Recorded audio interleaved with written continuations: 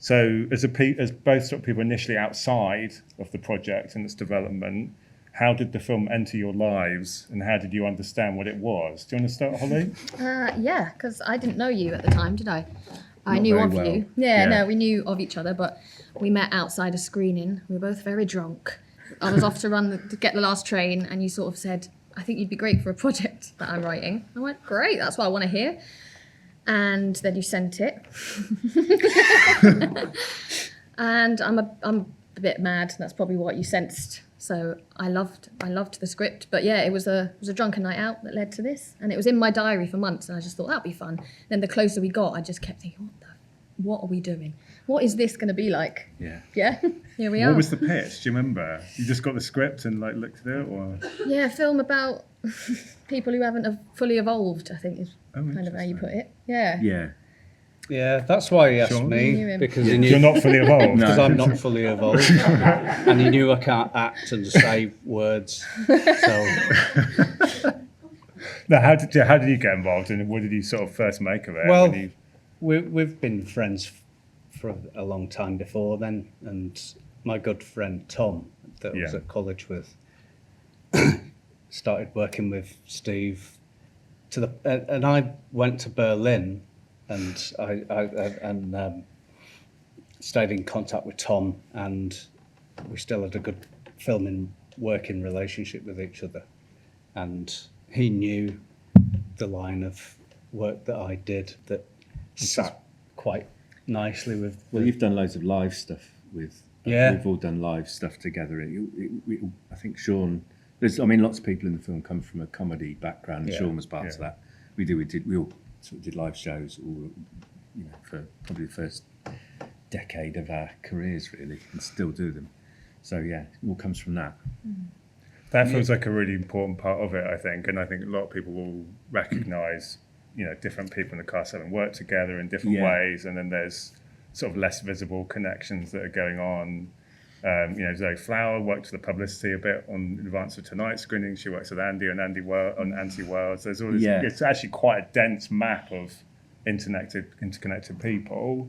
And it seems like with a film like that this would be so important to get the dynamic. It is.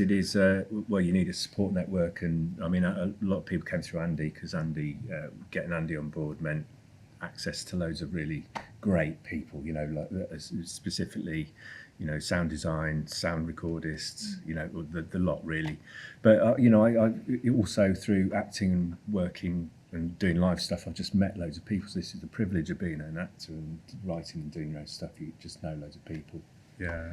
And the comedy aspect was the main one. Everyone in it sort of has a comedic thing to them, even though they might not be, an actual comic performer or known as that. Toya's brilliantly funny, I think.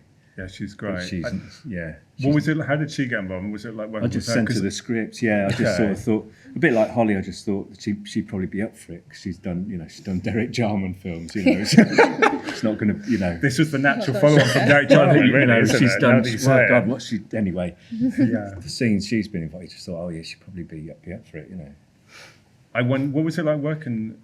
Well, I guess you were working. Yeah, with her. I mean, for me, it was a little bit too much, because when he said Toya was in it, it's like, Toya, it's ridiculous. And then he said Robert Fripp, who was like my hero musically, that because of the Toya connection, that he's going to provide the soundtrack. I was like, this is insane. The first film I've done. And Robert Fripp's in the... But my claim to fame has been spat repeatedly in the face with carrot from Toya. Like 5 takes of being spat in the face with chewed up carrot. I wondered if the point at which people were trying not to laugh was usually when they were acting with Toya, possibly, but then maybe that's not correct. Was there? I mean, were you trying not to laugh, or were people like totally in it? I think everyone was quite focused, to be honest. Right. It was serious. Of course. Yeah, you have to play. Yeah, it actually was. Yeah. You have to play it straight. You can't. The minute you look like you're joking, or if there was any laughter on set, you just go, no, that's not right. So it's got to be played straight and with absolute intention, because it also is a story. A very well evolved story with many sections, and it's all character based. So every person had to be in character the whole time and deliver what they needed to It's deliver. Romeo and Juliet. actually. Explain how he did it. Interesting. How we had to.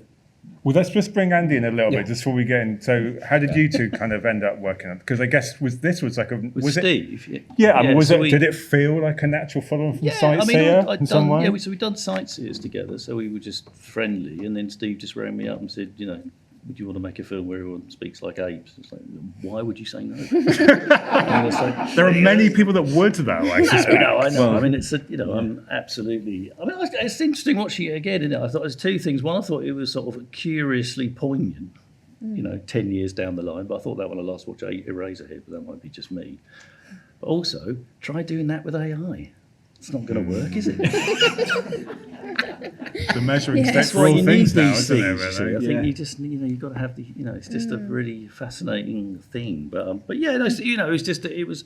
I mean, I really like working with small crews and small budgets, and I just think it allows you to do different things and try. It's just the reality, isn't it? It's just budget versus. It's in the experimenter strand, but you can just try stuff. I think the edges are what's interesting to me, and I mean I like the middle as well, but without the edges, you have to define the middle by the edges, and it just allows you to, and it's really personal. I mean it's Steve's baby. You just try and help do it. But I think that's what's so interesting about it. But you want an element of risk or something in something. I think often just all to these make it things are come on a alive knife or have an edge. edge. They could all go horribly wrong, but that's the fun of it, isn't it? That's where you want to be. I think that's what makes interesting stuff. So, in terms of your production background, this is in many ways this is a very unusual film. But from just the production point, was it quite straightforward, or sort of in keeping with other low budget films in many ways when it actually comes down to it? No, it wouldn't have happened without Steve. Steve was the driving force, so you can just try and bring people in, and I mean that's the lovely thing. I think like people here, everyone commits to it, and people do want to make interesting stuff. And I think on the one hand, it's kind of impossible to get films made, but on the other hand, everyone's looking for interesting things. Yeah. So this is made by a group of people that kind of totally committed to it. They understand what they're getting into. I mean, it's really important, obviously, for a film like that. Everyone has to understand what they're doing, and you've got to have boundaries and all that sort of stuff in this kind of filmmaking. But people want to be part of it. I was saying earlier on, I remember it being actually quite. I mean, sort of fun's not the right word, but it wasn't a stressful shoot. It wasn't. No, It was it's kind calm. Yeah. Everyone was really generous and. You can't take yourself too seriously with anything we did, can you? Not Might just really. pour But it a bottle of wasn't- vodka down your yeah, pants. I mean, it was Can't too- look at this yeah. really stressful morning. Just It was you're like with a it. 2-week shoot, wasn't it? I think. It was 2 Something weeks. like 2 Yes. weeks, Yes.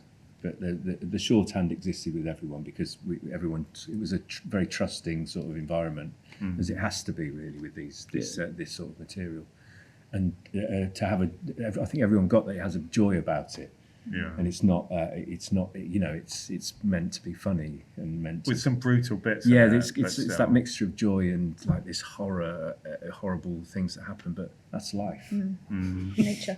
isn't it? Where does it come from in your brain, Steve? Where does this Well, project? How did it evolve? It just came as an idea that made me laugh. I can't exactly remember where or how that happened, but I remember just thinking, it'd be really funny to have people speaking like apes, but in a kind of suburban environment, because I could see that was, there was a potential for satire, but then also loads of jokes and humour, and just to create a world which was unique and funny and enjoyable to be in.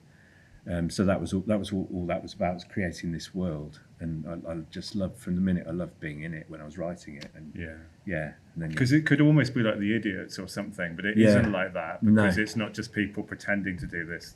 We get the fabric of the whole world around them. It's real. It's a real concept, a real idea. Yeah, it's sort of played real, but and there's no jokes in it really, but it is funny. I wanted everything in it. It's a satire of the human condition, and everything in that is stuff we do. There is nothing in that we don't do, and that's sort of, Speak for yourself. Speak for yourself. yeah. Maybe I live different lives to you guys. I've been round your house, so I remember. Completists might like to get the Blu-ray if you can ever find it on eBay. Yeah.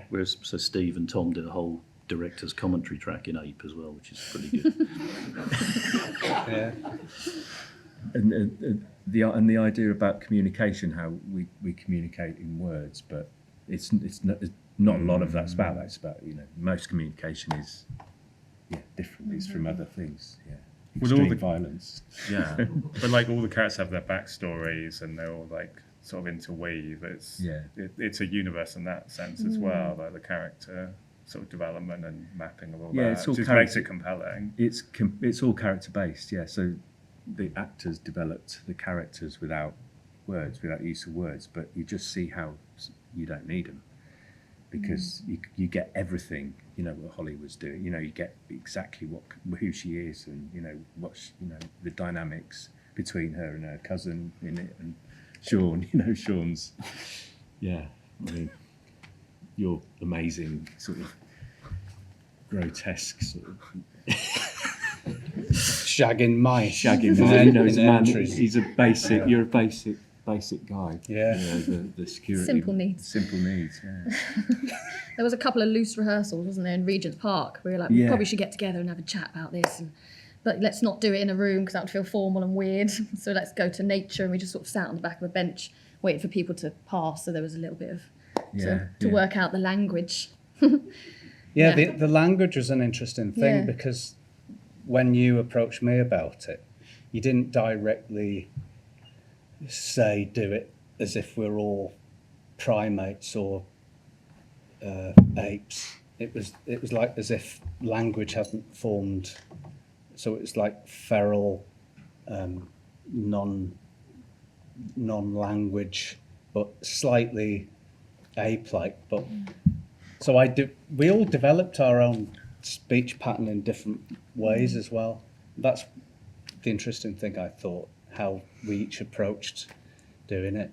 Yeah, you're not just all having a limited palette that you're all copying Yeah. or doing thing. There is a sense like you have quite a distinct way of doing it that's Yeah. different to you and you. And, And apes are so different as well. I thought I was like is it a macaque or something that's just swinging from Yeah. trees to tree, a bit manic. And then you had the boss, the shop boss, which is like a real he plays such a mafia kind of. Yeah, he almost soliloquizes at one point.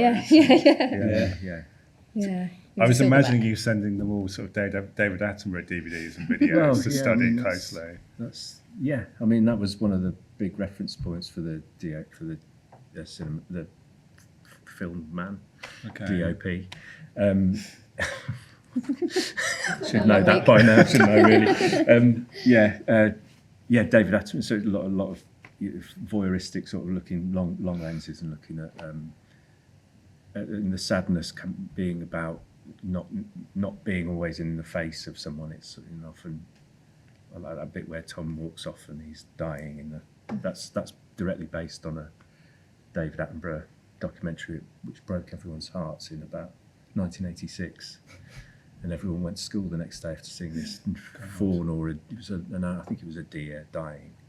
The camera just stayed on it. Didn't they watch Bambi and learn that? Yeah, it was exactly like Bambi, but like Traumatised. and all these kids came to school.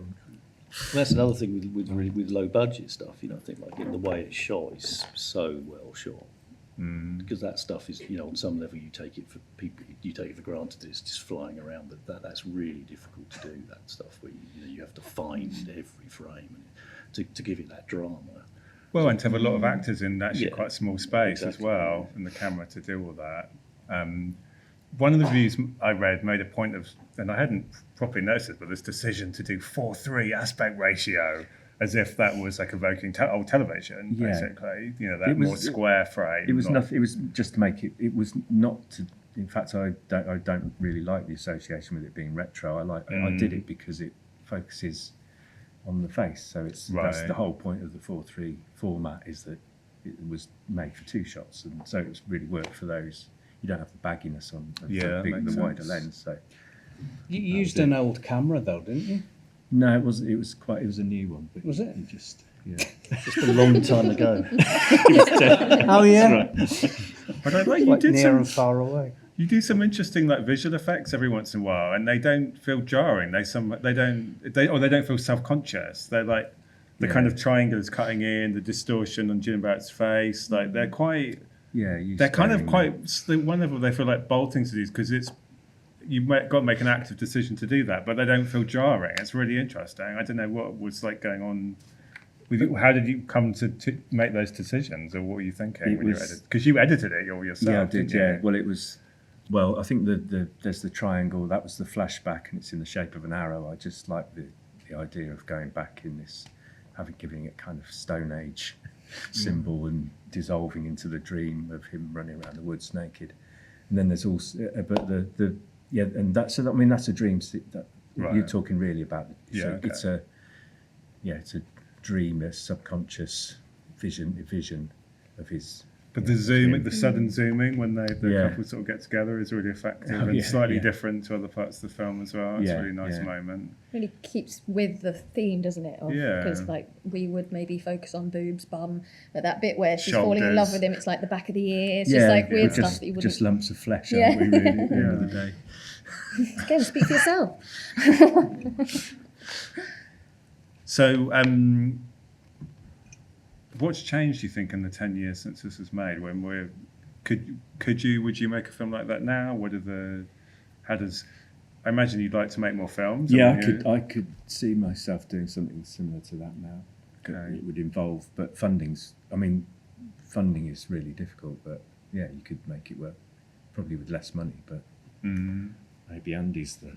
Yeah, I mean, I hope that's not a depressing question, but, I mean, but it's not like there was an easy time. It's never easy, and I think you know what's interesting to me is it's all kind of about the audience, isn't it? And we get what we support.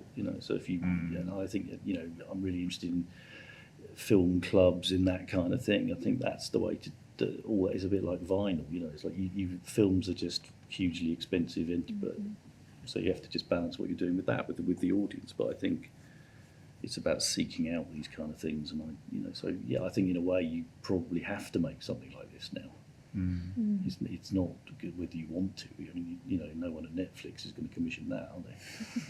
You feel like more people should make more low-budget films. I'm saying that as if it makes it sound easy, because it's still not easy. Well, I think the reality is the audience wants loads of it. The audience wants the stuff. It's just the people in charge of the audience that don't want it. That's the problem. Audiences want loads of interest. I mean, Sean, how is it that's for you? all I do, and I don't make any money from it. You don't. Yeah. But you've got like this quite particular presence. You get a lot of critical kind of response to your stuff. Yeah. We've shown your stuff in this building, and you've got this YouTube kind of, and you've got a Patreon, I think. I'm proof that you can still make stuff, and the only reason I do it is because I can't help it. But I make fuck all money from it, and I'm just doing it because I'm compelled to. But that's what it's kind of like being in a band or something as well. Yeah, but most people God can't afford to do that because you need to live and support yourself. And I just about scrape by. But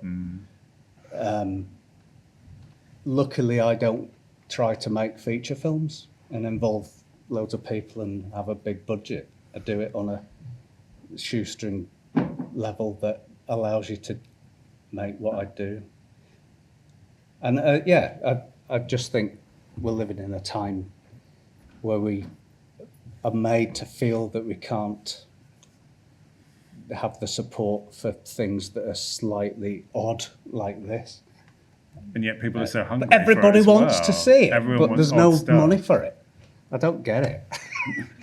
When this came out, what was its life like? First of all, it had a cinema release. And Yeah, we showed it at the Pitch House Central. It was there. It was sort of had a residency there for. Right. It was every Friday, I think, for a couple of months or so. It was really good. That's nice. And Style kind of midnight movie almost. It was. I think it was earlier than that. It was on at about 9 or so. It was a pretty good kind of thing. But the regular day of the week, that kind of thing. It was. Yeah, and then but it went all over the world with festivals. Yeah, it was really popular, especially obviously the genre festivals. We started at Fright Fest, and that was really fun. And I love the way it would be a genre movie because it kind of break. I know that's how you find the audience. People are saying, but kind of go there. Yeah.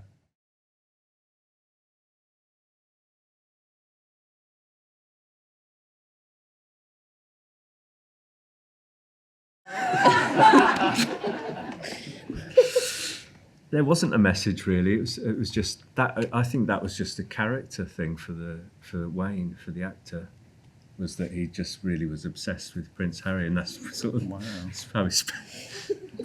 how he spends his time. You have a couple of options as well. You had a couple of options, didn't you? We did have a couple of options, yeah, like his car and or a photocopier, I think one was. Wow. But, Are there different takes? well, there were a few options, but we went for Harry in the end. Okay. Yeah.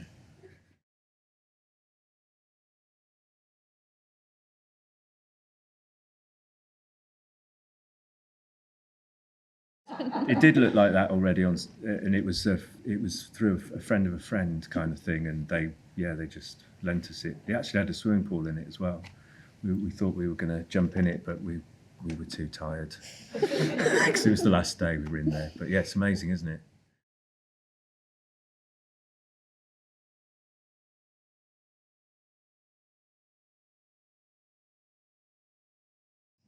The starting point for the script was Romeo and Juliet, so that was the way in with these, marauding males, as you get in that story.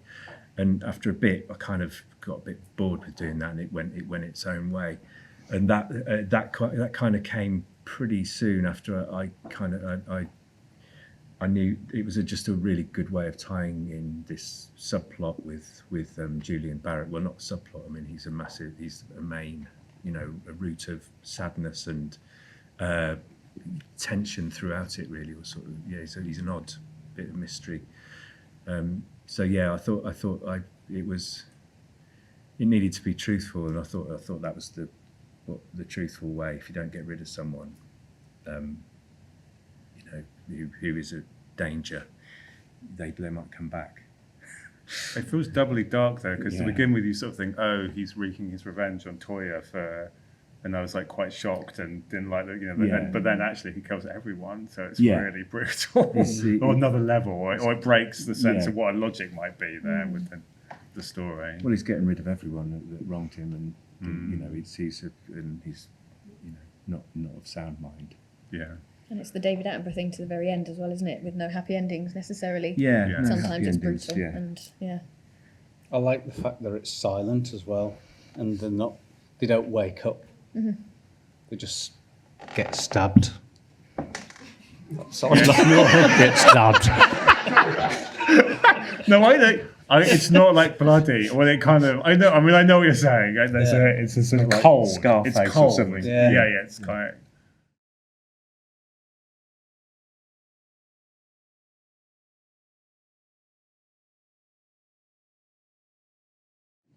Yeah, they roughly, there was a rough script which was written in English, and then we threw it away.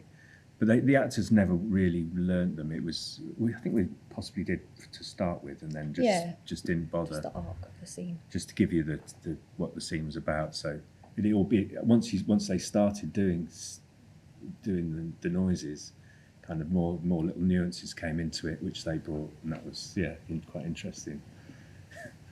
It's hard to wait for your fact cue. that there was a script allowed us to carry the story through. It was every scene was very definitely written. There was no improvised, nothing improvised in terms of... You knew what you were saying in ape language. Yeah.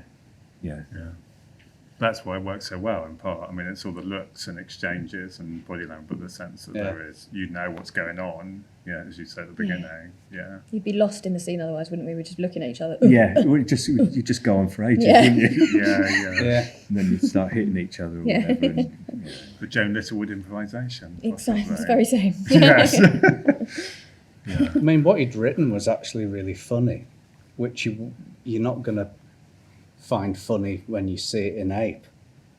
Something else happens, another physicality, humour comes from it. But there was like some of the stuff he'd written was actually really funny. Could there be R2 or R the prequel? R2D2. Yeah, R2D2. That would be good. R2D2. well, yeah, I mean, going to take it to working title and see if I I can think you get should. the funding for that. Yeah. Put it to music, maybe. Yeah. You have the music. We've done That'd be the we've only done the one left, demo innit? track. Yeah, Holly's The got only a one part. left. Yeah. Yeah, that's true.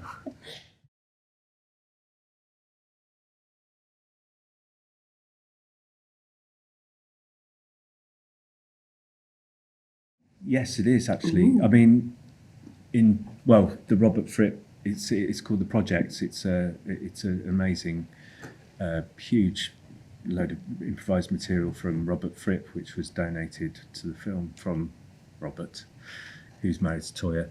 The David Westlake did the rest of it. He's a really good musician. That is not available, but I mean, if there was interest in it, we'll sell it possibly somehow.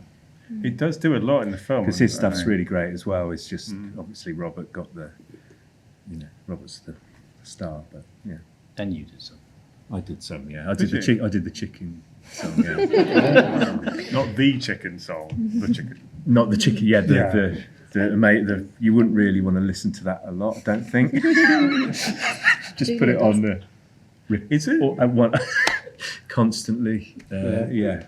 Another sort of thumbs up for Robert Fripp is just Toby Amy's film, The Man Whose Mind Exploded, I think, which people may have seen. Yeah. He saw that and liked it, and then he got Toby Ames to make the film about Kim Crimson that came out last year, and so he just, responded to seeing, an independent filmmaker that he thought had done something great and wanted to work with them. So, he's obviously really responsive in that way. I think so, yeah. He just liked We had a Chinese takeaway with Robert Fripp, didn't we? We did, yeah. We had a Chinese, yeah. That was The man really who great. played the guitar on Heroes with some egg fried rice. It's quite a moment, I tell you. It was really. Yeah. There was a couple quite of real surreal, frippy yeah. guitar bits in there. Like, I definitely can tell it now.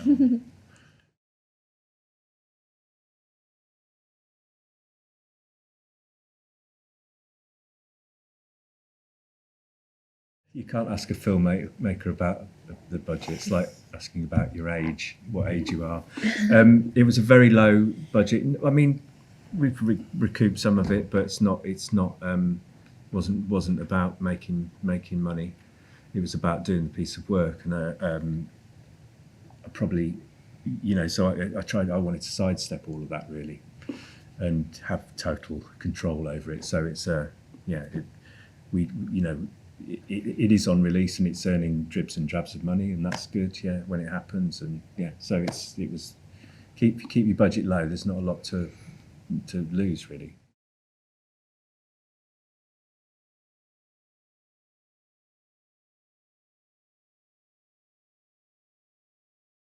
That's right. Wow. It's more the other way around, really. Sort of anything got a bit too boring, we'd just go out. Yeah. No, I mean everything that we shot there was hardly anything left over because it was such a tight schedule. We didn't leave anything out. I mean, although I was joking, I wasn't really joking when I said if it was a bit boring, we'd leave it out. So the idea was to keep everything interesting. So there'd be every 20 seconds or 10 seconds there'd be something. You'd have an image, or you'd have a joke, or you'd have some interesting expression. So it was like doing a comedy set where you have to keep things going, otherwise people get bored. And so this was kind of the idea. So yeah, I left out loads of boring stuff. Right, sorry, one last question. If you had to double bill it in repertory cinema heaven That's or hell, interesting. what would you double bill it with? When Harry Met Sally.